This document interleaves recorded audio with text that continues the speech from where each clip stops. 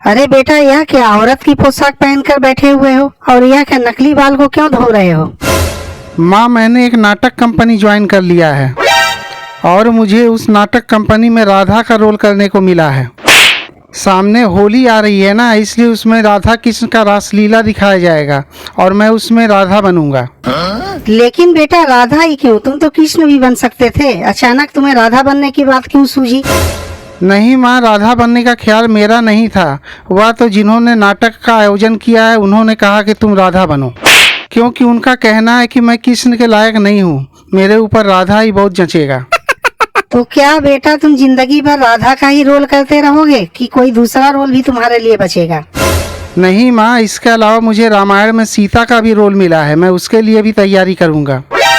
हे भगवान, पहले राधा का रोल करेगा, उसके बाद फिर सीता का रोल करेगा। क्यों, तुम्हारे लिए और कोई दूसरा रोल नहीं बचा है क्या?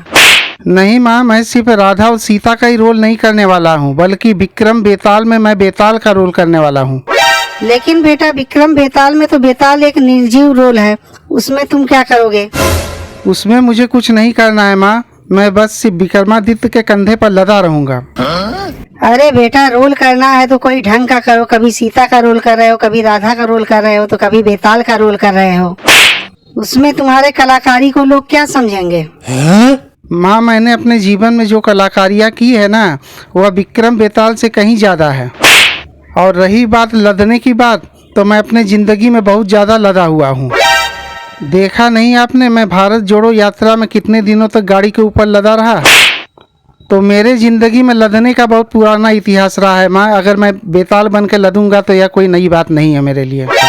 लेकिन बेटा, जिंदगी भर ये विक्रम बेताल का ही खेल चलाते रहोगे या फिर और कुछ करने का सोचा है तुमने?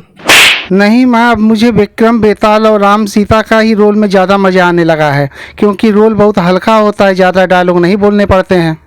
और विक्रम बेताल के डायलॉग बहुत ज़्यादा लंबे थे, इसीलिए मुझे बेताल का रोल दिया गया है।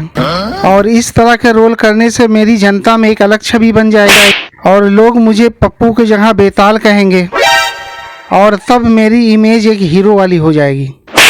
नहीं बेटा, लोग तुम्हें बेताल नहीं कहेंगे, क्योंकि बेताल तो एक भूत था।